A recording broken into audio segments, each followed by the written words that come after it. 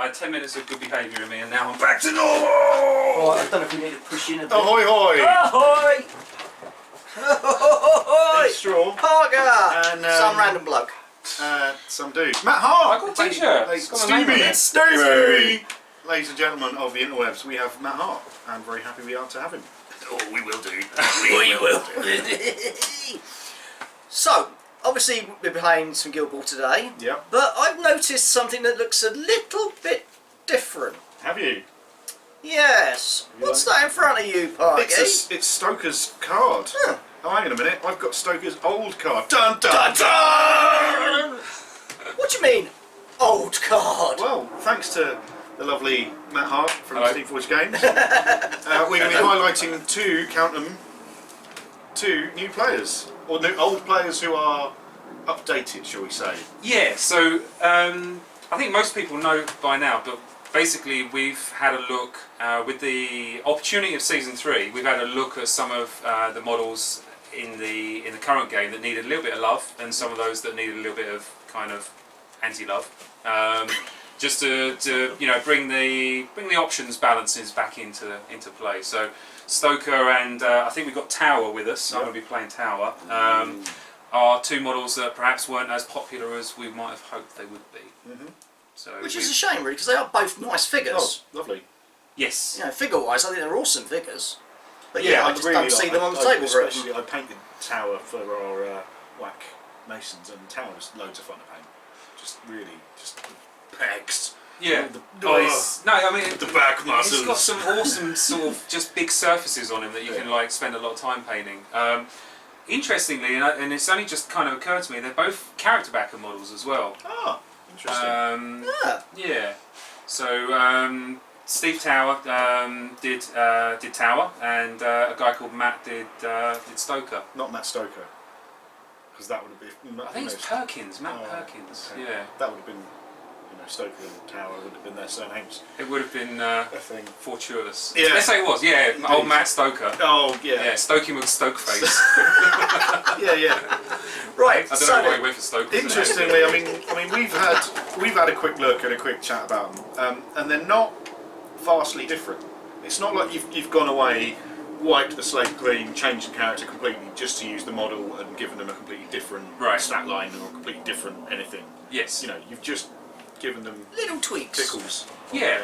Tickles On their bits that they needed tickling. Yeah. So one of the things that's really important is, certainly with Guild Ball, every model is a character. They have background story, they feed into the main storylines, they have a personality and a persona, and people really engage with and identify with our characters, and that also translates through into how that particular model is perceived and how they behave on the playing field. And one of the things that we wanted to make sure that we didn't do was throw the baby out with the bathwater and lose all of that kind of identity.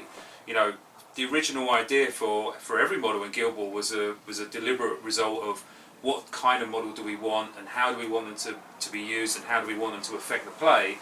And it's just some of them didn't quite present as much perceived power as an alternative selection. And that's like a really important thing to kind of think about, which is, a lot of this is perception. We were chatting earlier about, the exact same thing, and people can see it from two sides. And one guy can see something as the most OP broken, thing in the world. Another guy's like, I have no idea what you see in them. That guy's rubbish, and yet you're talking about the exact same thing. And I think that's one of the things that's fascinating about war games and role-playing games. Yes. I love, the fact in a role-playing game, four of us could be playing like, D&D, and we're all sharing an experience, but in our head, we're all having a very personal view on what the picture looks like. And I think that's, endlessly fascinating. I think it's applicable for war games as well, that what you see Stoker's value is different from what other people might see it, because you might use him in a different way, or you might see an opportunity for using him in a different way. All that being said, there are definitely waves of popular opinion, and that's backed up by data. Sure. That some models just don't bring as much efficiency. And I think that's what people end up looking for, which is, if you really want to break Guild Ball down into maths, it's like, how many VPs and or momentum can this model convert the amount of influence that he brings, and is it worth it? You know, and there is I don't know exactly where the number is, but there is a magic number that if you're above that, you know, and i.e. you tend to bring more MP per influence than the next nearest guy, you're probably more likely to select that model than you are, you know, the other option.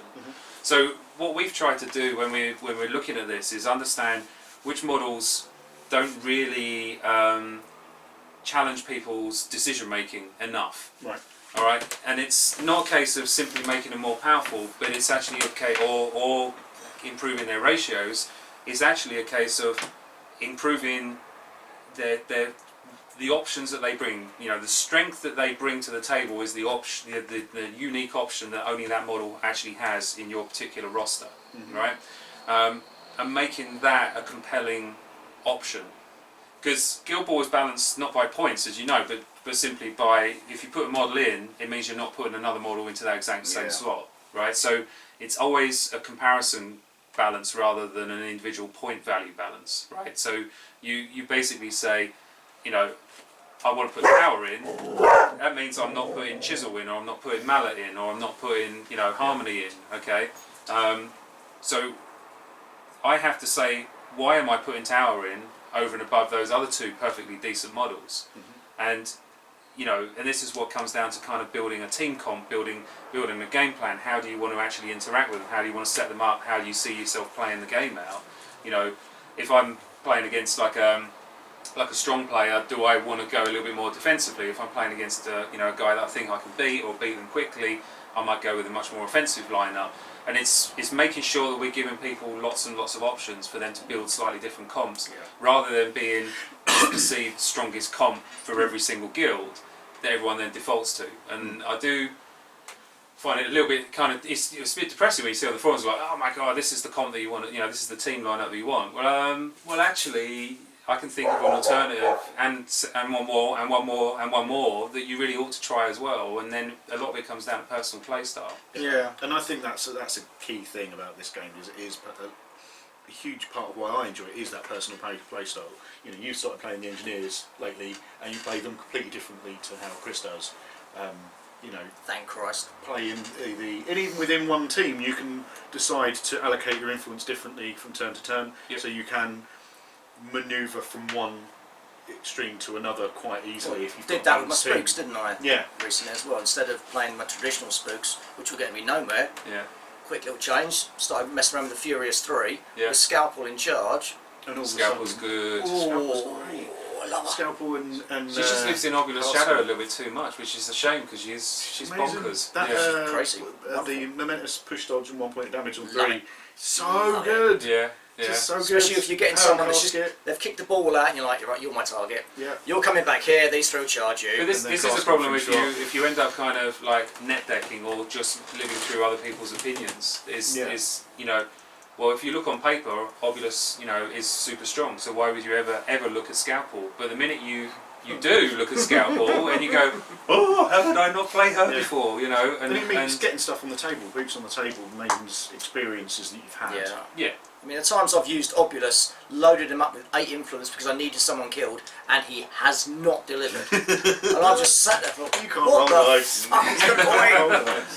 Get away! But yeah, with Scalpel, it's a lot more fun. To go back to the guys that we're looking at, Stoker and Hammer. Sorry, Tower. I apologise. Tower. What I found really interesting is that they still do what they did. Yes. In a not necessarily I mean, their stats are largely the same. It's more tweaks, but you know, Stoker still sets stuff on fire a lot, and probably more than he did before. Yeah. And Tower still is a kind of defensive powerhouse. You know. Yeah. Which I find great. In that I've a sneeze. It's gone. Mat Hart sneezing for fortuitousness. Perpetuity. You're going to see that's forever now. We're just going to the first cut Mat that Hart bit out. sneeze ever recorded. I'm going to cut that bit out and we're just going to keep I using thought it that. had gone and then it came back and went, oh no, I have not gone. Yeah, I have that problem. Who do you want to start with? Do you want to start with Stoker or Tower?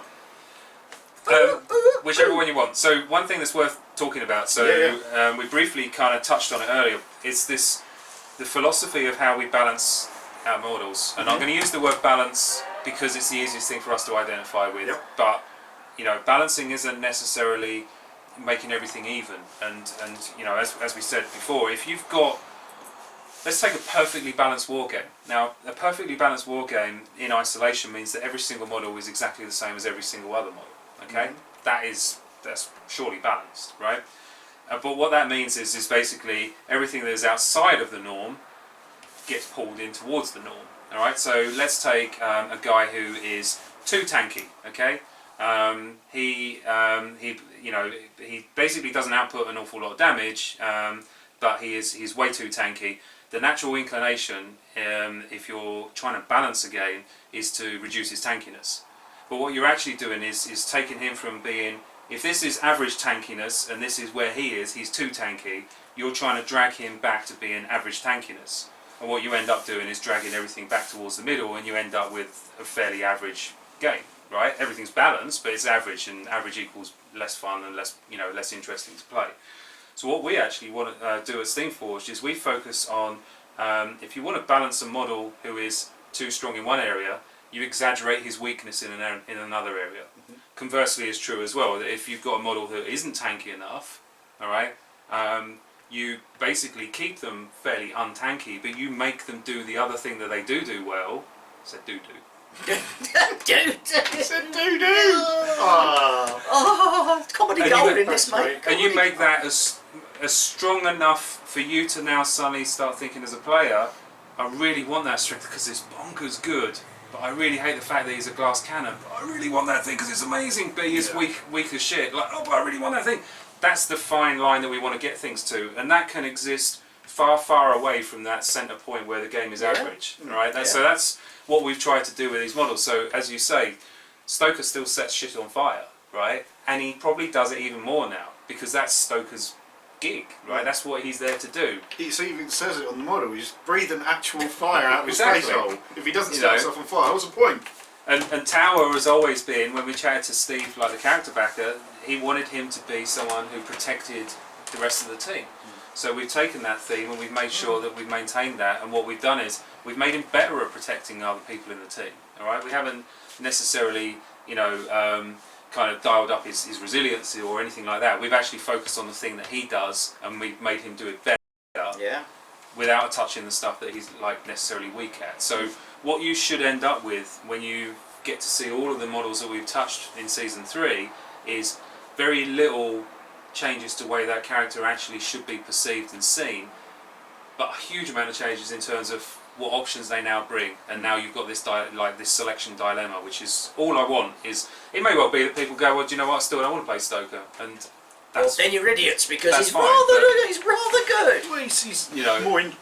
I see him as more interesting. He's now more interesting to play. Yeah. Yeah. So yeah, I mean, have a look, and what are the changes? So hopefully we should have some things About here at some point. Once I learn how to do exactly it, how, but we'll If do we that. move, can you do movement? Like I don't know. animations? I have no idea. I've only just learned how to put pictures in the video. Failing that, we'll put a link down below to the blog, and then we can put these up on the blog. Bingo! The link will be there, so you Wow. can just go straight to Boom. that, open up 2 windows, listen to this while you're looking at that. Either Wow, way, that's- we're fucking brilliant, right? Pretty much. We are gods. So he was 30. Let me tell you about Orin, okay? So Orin is a wonderful guy that I met in Rochester. We went over to Rochester, America, like upstate New York, to play in a tournament up there at Millennium Games, and one of the guys who works for us was getting married, so it was like a handy excuse for us to be in the right place at the right time to see him getting married. Nice. And I managed to fabricate a whole bunch of other critical business meetings I needed to be in upstate New York around that sort of time. Sure. Orin, like, such an eccentric character, really nice guy, incredibly friendly, but had so many like idiosyncrasies that just stuck with me. But my favourite one was every time he rolled his dice, he was playing Fisherman, he would say, "Praise be to the old gods," and then roll his dice Every time. every single time, right? Which was brilliant. But then, like, towards the end of the day, like round 4, DC was actually he was playing on the top table, and his dice just deserted him. like literally, he must have rolled 30 odd dice and didn't roll above a 3. Okay, so he had just one of those games. So much so that Orin stood behind him, praising to the old gods every time DC rolled to try and change his luck. Awesome. It's so good. Oh, Awesome. Anyway, it's so, little yeah. things like that make the game so much I fun. love it. that's gaming. Is I good. love that guy. Oh, game at its best. Right, so with So any we're luck- old gods. Hell Old yeah. gods. Ancient, Uh, decrepit. So with any luck, you'll be watching this one way or another. So his size is still 30mm base because he's got a 30mm base. They're not going to change that, are you? That'd be Probably not. ridiculous. That'd be daft. Still got a 1-inch melee zone. His move is now 4.7 instead of 4.6. It's only me. an extra They're talking inch, about I me. think. Woo! Woo! Fire! I'm burning Mat Hart's face off. It's only an extra inch, but I think that's enough to mean that he's slightly more manoeuvrable on a sprint or a charge. Isn't Who it? doesn't want an extra inch in their life? Exactly. Yeah. And if he's going to be potentially on Parker fire doesn't. for some reason that he may well be, he might need that. Maybe. Who knew? Still attack 5, still kick 3-6, still defense 3, armor 2, 2-4 influence. So he now brings 2. I mean, that's your kind of mythical average, if you will, isn't it? 2-4 is definitely your average influence stat, and it's, I mean, because influence is such an important currency, it is actually one of those stats that we need to carefully manage to ensure that, you know, it's essentially the number of activations you have each turn. So it's very key that we kind of keep an eye on that. And with a team like the Brewers, who are kind of, in general, they're a bit lower on A influence. little bit on the lower front, Then that is, I think, for a lot of people, a big key decision. And if you then,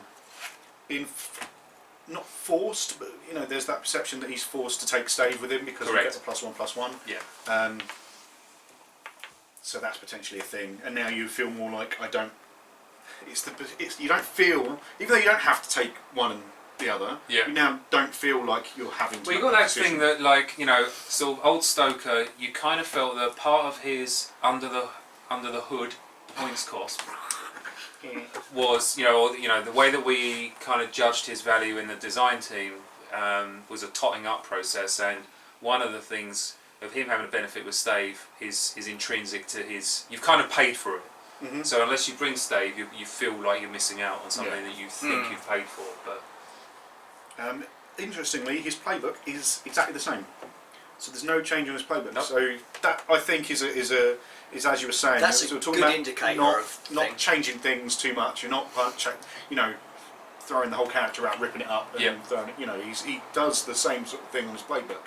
He's still got a double push on 1, which is really useful. Yeah. Still got a knockdown, immense knockdown on 3 damage on 4. Still got attack 5, so he's still. And he's only 4 columns. Yeah, so he's still got that. Yeah. More potential to wrap. Yeah. Now we start coming to some changes. Oh. Character plays Molotov. Originally it was 1 inch. It was cost 1, range 8. Burning happens. Yes. Now, one of these bad boys. Ooh. 3-inch AOE. An AOE. That's just dirt. And it stays there. It doesn't do any damage on the hit. No. It just does burning. I say just does burning, but it does burning. So you can put that down, which I think's, to me, is great because I've always found, as an Alchemist player, having that experience of setting someone on fire as opposed to putting fire near them, Yes. like in their way, is a key difference. Because if they've got momentum and they're on fire, they can get rid of it. If they have got momentum and fire's in the way, they can't get rid of it halfway through. Correct. So that means you're going to be lobbing that AOE down for a mere point. Yeah. So suddenly, Fairly decent range as well. yeah, it's 6-inch range, Yeah. which becomes kind of 7.5-ish if you're working out you're exactly from the centre or whatever. But with his extra sprint, that means he's got like a 13-inch straight on it. Yes. Yeah. And interesting, that's also not once a turn. Right. So you could, if you wanted to, lob down a big sea of fire. You know, given these 2-4. Oh no! I mean, this is all just potential stuff looking at the card. I'm not Yeah. saying that's necessarily the best use of influence, but Right. it's a thing that Gives you can options, do. right? Yeah, and it's options that you can then suddenly lob down some fire around the board to slow down lanes or whatever. Yeah. Things like that. You know, that's great.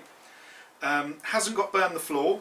What was your decision with losing burn the floor? Can I just see which one? Burn the floor was Because that affected terrain pieces. yeah, and what we find is, and you'll see this with Tower, is stuff that affects terrain pieces doesn't seem to nearly. It becomes far more situational, Yep. and therefore it's much less reliable. It's very, very edge case, and so it becomes one of those things that if you make it too strong, then no one will ever go near terrain when you're playing against that particular character because it's too strong.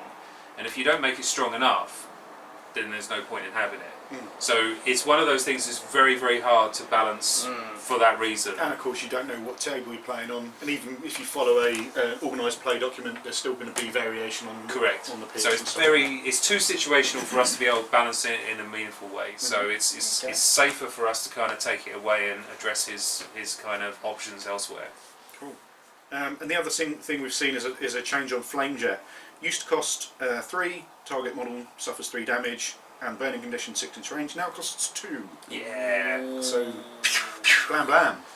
So potential to do that twice in a turn because he's now got potential influence 4. Yeah. And What's interesting is if he does it to someone once, they get 3 points of damage, and then the next time they get 4 points of damage because they're on fire. Hadn't thought about that. Of course, character plays and playbook damage results. Yeah.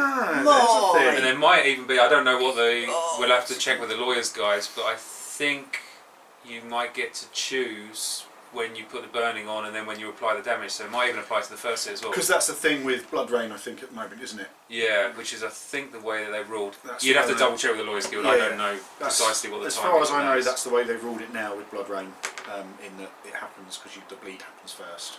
So the bleed happens first, then the damage. So same for this then. So potentially that's 4 points of damage. So it's Holy potential 8 damage as a blunt. Wow, he's useful. And that's one of the things, again, you're talking about perceived perceived power. Flamejet was 3.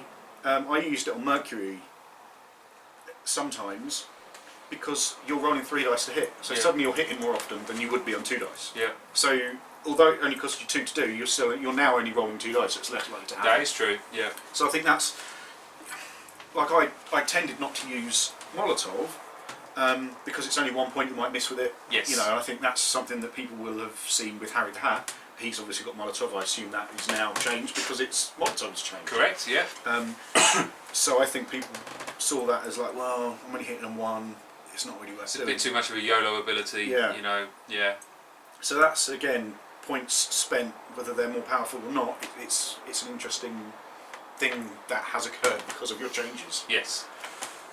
So that's the front of his card. Apart from one thing, he's now got 16 hits instead of 18 hits. Yeah.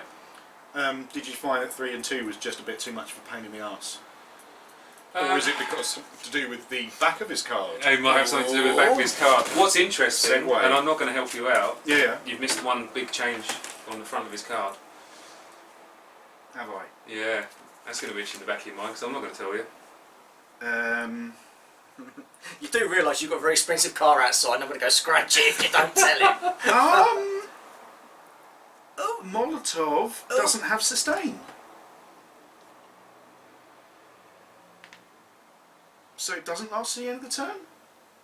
Oh. That's not the change I was referring to. Okay. So I don't know if that's an intentional or unintentional change that Molotov goes away at the end of the turn. So you lob it down, fire happens, and then it goes away at the end of the turn, or the end of his activation. Should be the end of the turn. It doesn't have sustain on it. I thought that's what you were pointing out. No. No, it doesn't. Even he doesn't know what's going on. Flamejet's the same apart from cost. What am I doing now? His playbook's the same. I've mentioned his range. Oh man, it's there. Molotov's a short thing. There's no burn the floor. He's lost points, but his icy sponge tokens are in the same location. I reckon he's bullshitting, you know. Let me see it. Yeah, this is where he goes, I don't oh know what actually, I'm saying. it's not on there. Oh, I'm steering you down the river. The change isn't on there yet. change isn't on there yet. What's the change that isn't on yet? Are we allowed to know what the change that isn't on there yet is? Wow. Well, if there's the change that hasn't been made on the Put your card. fingers in your ears. Go on, Close then. your I've eyes. made a fuss out of it. So one of the things that we're going to do in season 3 is slightly tweak the icy sponge levels on models. Okay. Oh. Models will only have one icy sponge level. What we found in Dun play, dun dun! That's a huge big thing. It is a Wow. big thing. Generally speaking, players bring models back on the first icy sponge level, and what that does is encourages like snowballing, because you're bringing them back at like too low a health level. Then they hang back a little bit, trying to heal up, so they try and get back in the game. What we're doing is changing the icy sponge so you get more hits, you come back with more hit points the next turn with via icy sponge, and that enables you to get that model back in the game. Okay, so You heard that you're- here first. You did. Wow. Thank you. Yeah, you did. I'm glad I didn't, because I'm looking at it going, I don't know, I'm missing. Yeah, You twat. So in I effect, couldn't see, like the sun was glinting on. I'm like, I know that change must be on the card, and apparently it's not on that so card. as an example, we've got Stoker coming back on 6, and then his next icy sponge would be on 12. So it would be somewhere between 6 and 12 now. We're looking at kind of more like 8, 9. Close, yeah, it's close-ish to 50%, but that Okay. slides up and down depending on the model. Sure. So, some models who we want to be a little bit more resilient come back with a bit more, and some that we want to be a little bit less Nice, resilient yeah, come back with a little yeah. bit less. Okay, and that's an across-the-board change for everyone, effectively. Pretty much. Cool. Well, no. That Yes. is. Yes. Otherwise it'll be a bit shit. You're allowed to give an actual answer. You're not normally. It's like I don't know. Yeah. Well, maybe. right. Well, on that. Wow. So, right, the reason Molotov has no sustain on the card is we are redefining ongoing effects, AoEs, as sustains in the core rules. Okay. Right. So it's an ongoing effect. That means it lasts until the end of the Cool. turn, like the round. I noticed something now. I feel good about it. So now if we look at the back of Stoker's card, we have no tactical advice stave, which we touched on before because Yes. of his 2-4 influence. So they're still amazing, but Yeah. you know, You you don't don't see feel a lot of forced to you- take it. I haven't seen you him don't use see a lot of ages. use out of it. Yeah. Interestingly, I'm not saying he's good or bad. I'm just saying I can see you like your little eyes. Little, I won't ask. Not on this one. Maybe. It's my glasses. I polished them. So Burning Passion, as far as I can tell, is the same. +1 damage to character plays and playbook damage results. Yes. So that's the thing. If they're on fire. Yeah. I think it's just a different font that makes it look different. I'm not sure. So Magical Brew, that's a big change. So it was once per turn during this model's activation, it can remove any conditions currently on it. Now, at the start, specifically at the start of this model's activation, this model clears all conditions and recovers 2 hit points. So that now fits more in line with a lot of the other, Hemlock? the other things. Smelling salts. Yeah. Yes. I think Fixers the Fix. same is 2 points Yep. and removes conditions. That seems to be a general way that things are going. It's one of those. There's a couple of reasons for that. One is it introduces a degree of counterplay for your opponent, so they know that they have a turn to get rid of that guy or that particular model, or they are going to heal at the beginning of their turn. It also helps you as the player of that particular model. It's much easier for you to remember doing that stuff at the beginning. A lot of the times where you see people playing the game, they forget that they have these traits because they're so caught up in the thick of the action Yeah. that actually they should have cleared conditions and healed themselves 2 points before they stop that activation. So making it at the beginning of the turn kind of almost makes it like this is your housekeeping that Yeah. you do before you do anything with this model. Now lose yourself in the moment, as it Yeah. were. So. And also, I suppose it stops people doing that thing where you can move in, go for the hit, get knocked down, you stand back up again. Right. So again, a lot more counterplay. Being able to counterattack people, knocking them down, is huge as well. So. And his heroic play, a model whose base is touched during this model's advance suffers burning. At the end, this model suffers 4 damage, which is the same as he had before. And he's still got the same keywords at the bottom, Yep. the midfielder, human, male defensive, and all that kind of stuff. Yep. So, I think that's, obviously we've touched on a few things there, the changes in Molotov, changes in Flamejet, and potential I mean, hopefully that's got your juices flowing. That can, like, you can sit there and go, ah, well, I've thought of things I can do, rather than thought of things you can't do. Exactly. He brings a lot more board control, through his AOE. So as you say, he can kind of block charge lanes, and it's a really important distinction that you bring up of a model on who has the burning condition can clear conditions and do it in the same way. If you put some rough ground in front of someone can just put gliding on and come through it. But if they have to come through a burning and then get it, they can't clear that during that particular advance. So you are actually shortening their threat ranges by 2 inches by putting the burning in front of your key pieces you want to protect. So it's a really, really strong option that the Brewers now have to try and close off sections of the board while the rest of them are focusing on wailing on some poor soul in some other part of the board. Yeah, and it's funny actually now, I don't know why I've got this in my head. I'm looking at Molotov and Flamejet, and it's got me thinking of Dalsim from Street Fighter. Right, yeah. Because he's got Yoga Flame and Yoga Fire, and one of them was like a big fireball that stands in front of him, and one of them's like a fireball that goes out. And it's that kind of thing, like you put the fire down, or you can do a stream attack kind of thing. And it fits how that works, and suddenly you can equate it to other things rather than simply numbers on the pitch.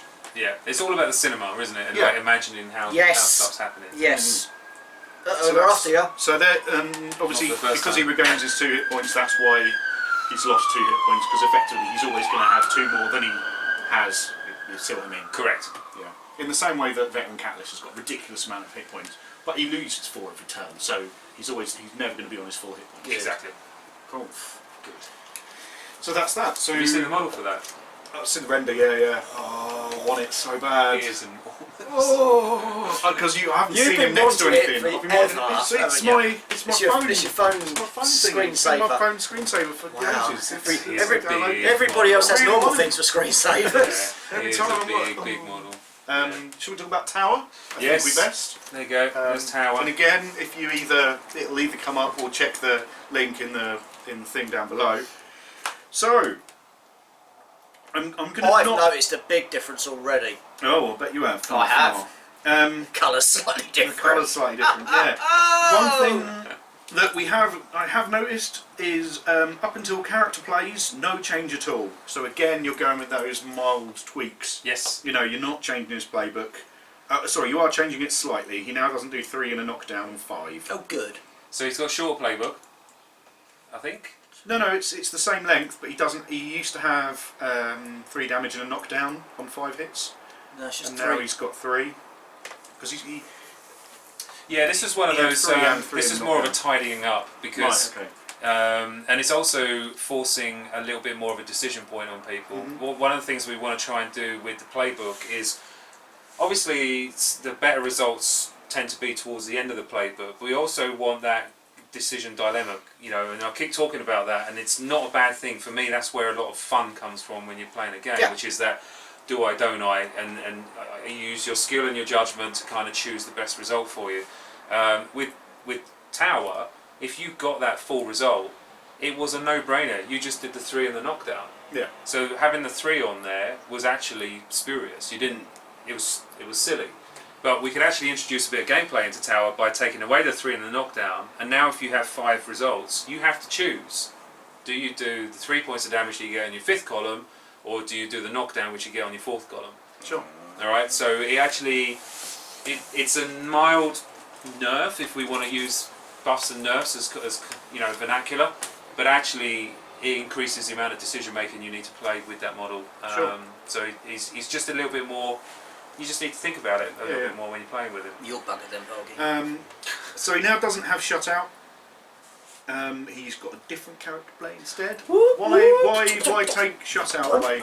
Is that shutout was one of those abilities that we talked about earlier. It's a bit of a YOLO ability. Yeah. If it comes off, it's amazing, and if it doesn't come off, you feel like I'm a bit of a chump. I shouldn't have tried to use it. That's why I don't use silence. Lots of people don't use it, so abilities like that we've had to have a look at, and feast and famine gameplay mechanics are never reliable in terms of what experience they bring to the game. Sure. So shutout was just something that we thought most Tower players don't tend to use. Mhm. He's not fast enough, and there's not a long enough range on shutout for that to be like the best use of it. And if it doesn't come off, then Tower's generally sort of swinging in the wind a little bit. So, you know, it just wasn't worth the risk to use it. So we could actually rechannel his focus into other areas, and he didn't need that ability at all. And interestingly, obviously we're not going to talk about silence, but I don't know if he has or now doesn't have that. Whereas it fits him. He's that guy who is and pointing at people and making Right. things happen. So it suits silence being kind of an evil, geniusy mastermind guy. Right. You know, whereas it doesn't suit Tower. Tower's a bit more of a straight up, you know, like if you're going to get to my team, you've got to go through me kind of guy. Yeah. So yeah. He still has defend the ground, but this is very different. Well, it's amazing. It used to be choose a terrain piece, but as we've discussed about terrain pieces, Too situational. too situational. Yes. Friendly models within the selected terrain, you may use defensive stance without spending MP. Sorry, was an 8-inch range. Now it's a 4-inch range with an AOE, so you can just do it on an area. So these guys suddenly have defensive stance without spending momentum points, which is great. Yes. Which is he is the Tower. He is the that fits perfectly, doesn't it? pole Yeah. amongst which is The plums the of plums of life. Yeah, hover around. He's the firm pole between two sisters. Yeah, exactly. Yeah, which is great. I mean, For him. yeah, well, yeah. He's the meat in the family What I sandwich. like is it only costs 1, so you can just lob it down quite happily without it being. So you're much more likely to use it. Yeah. You're much more likely to give Tower an influence to do that, Yep. which is good. Brings him into the game. Yep. It gives you the option to then play a more defensive team, but it also means that it's not. It's a free defensive stance, which you may not have done anyway, which may be situations. So it is useful, but it's not Yeah. suddenly bam, you now can't touch my team. Correct. A defensive stance is an interesting ability because it really affects the maths on a model's resilience. You know, we were chatting earlier about the difference between Def 5 and 3-2. You know, on one hand being mathematically similar, and on the in practicality, the output is very different. Being able to kind of give someone a free defensive stance against their charge attack just, you know, shifts that model's resilience by several notches. Yeah. Even when they start with, like, you know, poor old matey on his like Def 2, like suddenly, you know, it's a whole heap of extra results that you might not be getting anymore. And it may well be that people are going to move in and hit anyway, but then that's more of a decision people have to make. Yes.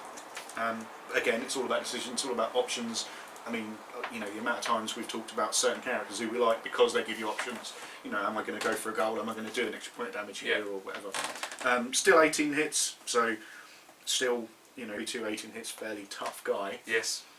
If we have a little look on the back of his card, 3-2. 3-2's the new 5 or something. 3-2's the new 4-1. Yeah. So not back. I believe, as far as I can tell, this works exactly the same. In addition to any successful attack or character play, target enemy model suffers a push away. He may then make a dodge directly towards them. So that I think works exactly the same. So you can do that nice little shoving. Yes. You know, that pummeling. That It's kind of, mainly he can use that to kind of peel models off of friendly models. Yeah. So if you've got someone engaged, the idea is his Tower generally is that kind of secondary engaged to kind of peel them off and free that model up a little bit. I do realise I completely forgot You something just off the front of the. You missed the front of very, the very thing. important one there. Quite important. Bellend. Is it the icy sponge level? It might be, yeah. Hasn't been chasing this guy either. No, god damn it! I've been given the wrong link. So he has got a character play to replace Shutout. Oh, what's it called? Tooled up. What? Dun, dun. What? Tooled up? Shut the front door. Right. The fuck. What does tooled up say? Cost 1, range 4, Yeah. target friendly guild model. Dun dun dun. Mic drop. Boosh. We're off. Camera down. We're going. We're off down the path. Rage! Target friendly guild model. Yeah. And as that is not in any way a mention on Tower's card specifically, that is tooled up. Correct. Target friendly guild model. Correct. +1 damage to character plays equals damage, playbook damage results. So Yeah. it does the same thing, but it's only operative within your guild. Correct. Goodbye, Rage.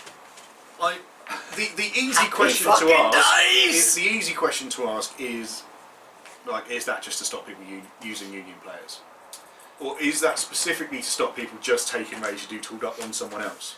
It's neither of those things. What it actually enables us, and this is going to be good news for Union players, it actually allows us a lot more space within the Union. Because when you design a Union model that can affect every other team, you have to really, you're trying to juggle 17 plates that are spinning all at the same time. Sure. Whereas if you're doing everything within Guild, certainly buffs like that, it's a lot easier for us to say, well, Rage can now do this for his dudes in the Union, but he doesn't necessarily do it for everyone else. And what this does is it stops the ubiquitous Union choices that you see across every other team. Sure. Now suddenly you've got to start thinking, well, I really like Rage because he is, he brings an influence, he's super efficient, right? He generally pushes out 2 or 3 momentum for his, or more for his single point of influence that you give him. He's a really high return model. On top of that, he brings tooled up, which is great. Whereas now, you need to look at him as a like say you're a Butcher's player. Well, maybe Boar's a better option now. Boar, right? I love Boar. Boar's in faction. Boar's, Boar can deliver the same amount of damage that the Rage can, and so it's that kind of, again, going back to what I'm saying about normalising those decision points. Like at the moment, Rage is a much better option than his next nearest challenger in Guild, which is why you see him being picked in a lot of lists. Whereas now, unless you're playing Union, Rage is probably the same or slightly suboptimal than some in-guild choices. Certainly if you want to get tooled up into your game plan, you need to now look in faction for your tooled up options. But Rage is still incredibly strong in any lineup because he converts one influence into 4 momentum and a bucket load of damage. People. When I use Rage, I've never ever used tooled up anyway. No, I keep forgetting about it because I'm stupid. Well, I have a really handy thing that reminds me that you need to be 8.5 inches away from Rage. Already, that's it. Yeah, it's tape measure. Like tape measure is controversial. No Tape measures, some people. That's a whole kettle of fish. Bollocks to it. We've used tape measures since 1973, so. No, I do think that's a really interesting thing. Are we going to see more? Obviously, tooled up is now officially a guild-friendly only thing. Are we going to see a few more things that are guild-friendly, model buffs and stuff across the? Yeah, it's definitely. It definitely gives us a lot more options as a design team to kind of be more inwardly focused, and I think the game plays a lot closer to the kind of target experience. And it's not that I want to prescribe how people play the game. I'm very keen to leave it very down to the individual about how they choose to play the game. But it's. Do you remember, like maybe 6-9 months ago, we had the Alki Union, which was basically 2 alchemists and the rest were all Union players. Well, I don't think that's healthy for the game. No. I don't think it's particularly fun. So making sure that we don't encourage situations like that is something that we're mindful of when we come to balancing the models out. Okay, so back to the back, because I forgot that kind of the key big one. important thing. Kind of big. So flawed. You can't get the staff. No. Said Gandalf. Ta-da!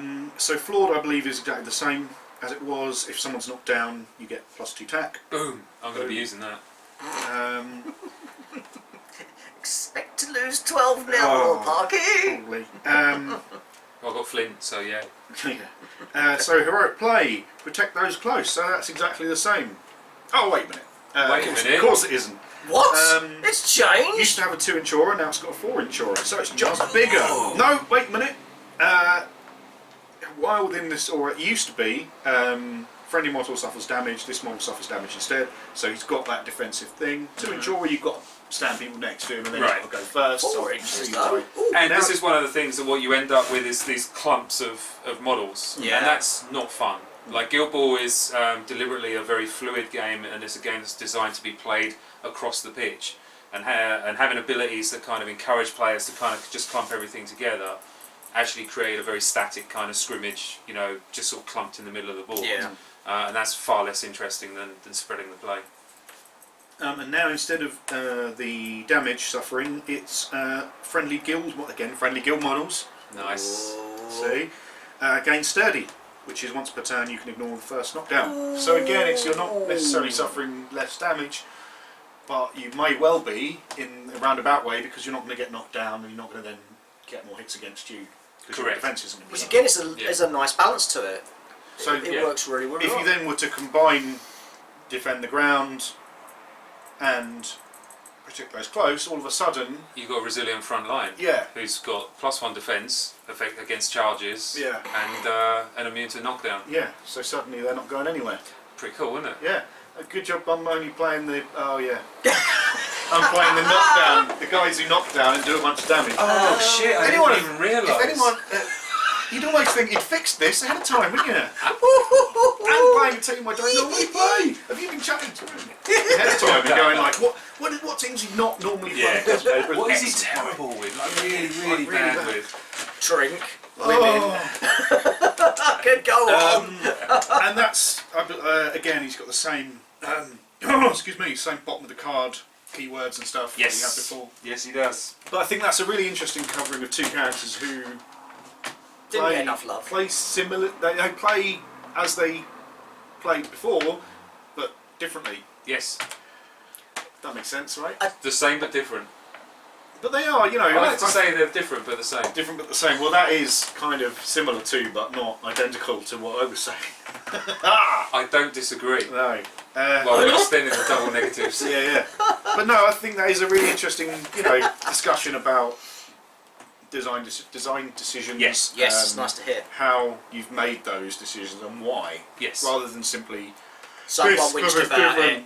because it's no one wants to hear. Yeah. Fix it, Change it's shit. +1 attack, make him better. Yeah. That's far less interesting than it could be. And I think there have been discussions about other players that I've seen online and that I've had with people that have been kind of like, well, give him +1 influence, and then he's alright. Well, yeah, but there's more to it than that. It's not as. That's the easy button, and I fear that that's not the best button. And hopefully these are two good examples of us ignoring the easy button and actually going after the best button. And the best button is make them more of the character that they always were, to the point where every Masons player and every Brewers player now needs to at least look at this model that's got a little bit of dust on his shoulder and go, oh, I really kind of want to try him out because I think he could work. Yeah. And that's all. If we achieve that, then that's mission accomplished. Yeah, I agree, and I'm really looking forward to seeing other changes you've made now, because I know that they won't just be they're better than they were. They'll be more interesting to play. I cannot wait for when this comes out and we can start playing with it. Some of the changes are just really exciting. They're just like, I'm like, oh, I really want to play with these models now. So, are we expecting the rest of these when Season 3 is released, or are we expecting these sooner? Perhaps a date in November. Perhaps a date in... What's happening in November? I don't know. What is happening in November? I believe it's SteamyCon, is it not? SteamyCon! SteamyCon, I believe, is coming up in November. So yes. Will we be expecting these drops that soon, or are we going to be waiting a bit longer? Now, if we were a wise and forthcoming with foresight company that planned ahead, that would be an amazing time to release something like that. You'd think, wouldn't you? A big event where you were going to be... Like our own event. You'd think it'd be amazing. Something like that. You wouldn't wait. I mean, especially now you've dropped these. You wouldn't wait a year for Season 3 to come out, insane, would you? wouldn't it? Yeah, that'd I be don't mad. know. So that's I can guarantee that if you come to SteamCon, there will be games being played in Season 3 with Season 3 models. With Season 3 you models. You really know how to piss people off, don't you? Yeah. We can't go! Oh, why? Because we're poor. And it's poor and loved. It's a long way. And it's no. We don't mean this in a negative sense, but had we known earlier in the year, we may have been able to plan things differently. But we know it was a late knowledge drop, and that's not and having a go. Well, no, I think it's a perfectly decent bit of feedback. We need to be much better. Especially for us, because none of us drive. We have to public transport, and it's just money was like it's just a thing that had we known ahead of time, we could have probably knocked a few later events on the head. But obviously, to make up for it, they'll be sending us lots of. Obviously, yeah, we're getting all the free stuff. Obviously. Um, So the only is there any- the only problem I have with these is I need to see these in action. Well, tune in next time. People at home. Yeah, people at home. So we're going to have a game in a minute. We'll do that on a separate video 12-0. yeah, just assume that's going to happen, right? This is a faster team than the last time I played you with my 6 hours. mate. Oh, those That were was horrible. fucking 6 That was a- hours later. Yeah, but it was so much fun though. So Oh, much fun. was it? Yeah, it was. I was drinking. So we hope you enjoyed that little Yeah. flash, shall we say, Flash. Ah, flash. of everyone else. I bet. Have you seen that latest advert for Flash? Oh, that's awful. The dog. I bet Freddy's rolling in his grave. Oh, poor Freddie. I know, right? Miss Freddie. Yeah. Poor Freddy. Right. Don't forget to like and subscribe if you liked it and want to subscribe. If you don't like it, don't want to subscribe, don't like and subscribe. Would really, really like it if you liked and subscribed. What would Macaulay Culkin do? Yeah. Well, obviously, WWMC. I'll tell you what he'd do. He'd go straight onto our Patreon and give us money. Yeah. do Not to that. produce these awful videos. Yeah. Would he not? Oh. Yeah, he would do that. He would do that. He would tie a string around a paint can and hang it up. No, That could because be that's head murder. Throwing bricks at people's They heads. don't is die. fucking Why do murder. they die? I know. I don't know what's worse: him trying to murder these people, or them Right. being maybe they're undead monstrosities. But because it's a kids' TV show, they can't show that. Oh, okay. Yeah, I never thought of that. That's an interesting theory. Stay hammered. I've got one with these two. Help me!